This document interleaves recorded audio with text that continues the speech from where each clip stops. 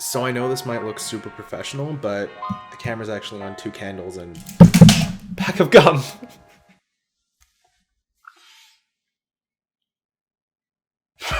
Today we're talking about storyboarding for the third part in the Documenting a Documentary Film series. So what we're doing in this case, and I spent the entire day at the local shopping mall working on different illustrations, trying to get a little bit of a better idea as to how exactly I wanted to film this thing. It's a little hard. With any work of nonfiction, you don't really have a start to finish storyline that I think a lot of fiction stories might have. I'm not really sure what'll happen, and I don't quite know how to film that. So instead, what I did was prepare 12 of the most important shots that I want to take, and let me walk you through a couple of them. This should help set up the cameras, the lighting, cameras like there's more than one, the camera, the lighting, and any other incidentals that I might need to cover when it comes to shooting this. I don't want to have to go shoot a full day of content and then come back home, realize something wasn't right, and go back out there again. So let's take a look. Alright, so jumping into this, I didn't want to have the traditional in-your-face close-up start that I think a lot of other documentaries are using right now. Maybe doing something with a white and silver background, maybe some cool effects behind it, might be a cool way to start things and at least help differentiate what I'm about to create compared to a lot of the other stuff. I think it looks cool, and hopefully the filming itself can mirror that. Next we have the opening shot itself. Now, I'm not an artist, and I was gonna bring a bunch of printer paper to the mall and sketch some things out, but the few that I tried looked even worse than this, so I thought I'd do what I know best. I know how to use Photoshop, and even though I don't use one of those handheld drawing tablets, I thought this would be good enough.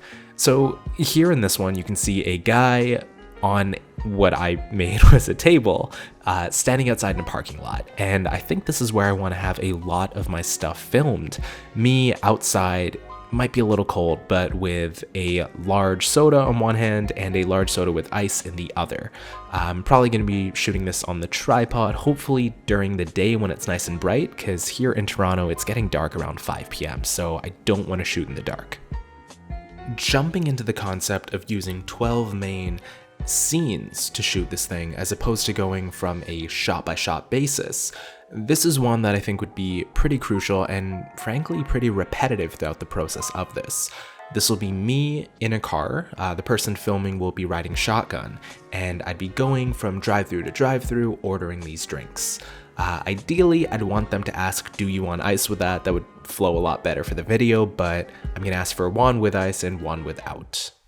This next scene is gonna be used once. This is when I'd like to talk about the formula behind it all, the made-up formula, if you will, that I created last episode. I want to get a visual representation of everything, and I think a cool way to do that would be filming top-down on a sheet of paper. I might dress the setup a little with a coffee mug or a pen or something like that, but I want to convey something that might be otherwise a little boring, frankly, in visuals, which has always helped for me. I'm not exactly sure how I'll film this. I don't really have a tripod that lets me shoot straight down, but maybe I'll tape my camera to a piece of board or something like that. I'll figure that out. Next, we have one of my better artistic renderings in the whole video.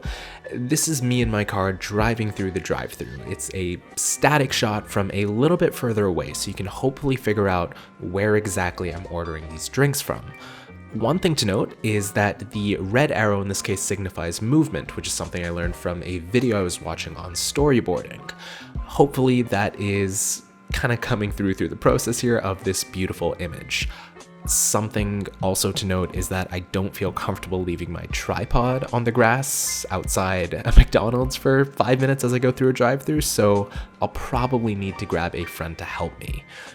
Also, I've been told my car looks like an empanada, which it kinda does. And here's one that's super short and sweet. I grabbed the storyboard from the second image I had here and pulled the focus in a lot closer. This is when I'm talking about the specific ice to water ratios or something like that, where the camera can be a lot closer panned in.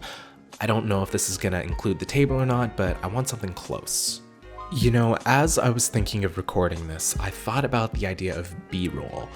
I didn't want to have to go around and film a bunch of additional shots that might invade the privacy of a bunch of people at these respective restaurants. I'm not here to film someone eating, and I'm not exactly sure how I'd ask someone to do that in a non-weird way.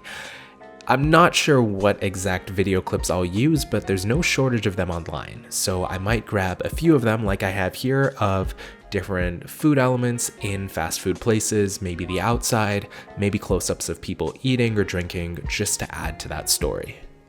Here's what I believe would be the widest shot in the mix. This is going to be all 4 different fast food locations, just from the front of the building.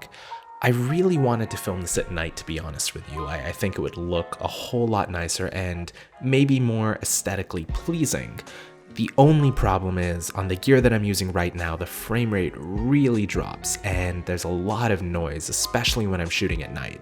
So I think I'm gonna leave it for the day. Even if I were to shoot around golden hour or something like that, we just don't have enough sunlight this time of year to make that happen. So this will have to be a day shoot, unfortunately. Funny enough, the 10th shot in the series isn't really a shot at all. It's a combination of 2 other storyboards that I've already created here, signifying me going through different drive-thrus over and over again.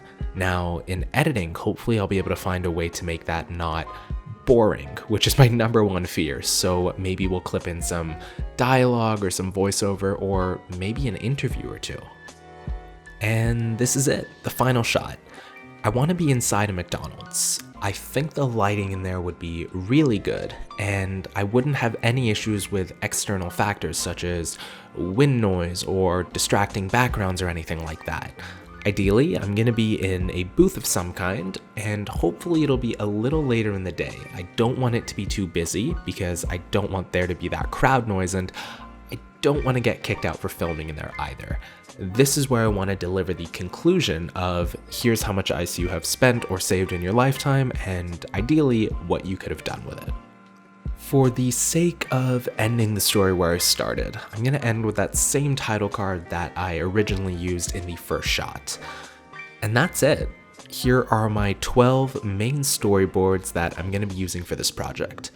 I'm not exactly sure what order they're going to fall into, or even if I'll use them all to begin with, but I think it's a good framework. I've already identified that I'm definitely going to need a friend to help me out shoot this thing.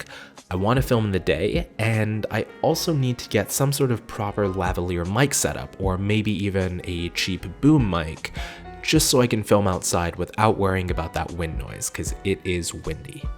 Thank you so much for watching. Next week we are going to be talking about the filming, which I am so excited about. I want to get out there, grab a bunch of different shots, and hopefully talk to you about which one goes where. From there, we're going to edit, and the week after that, the film goes live. I am super excited to see where this goes, and hopefully it looks a little better than these storyboards. Bye.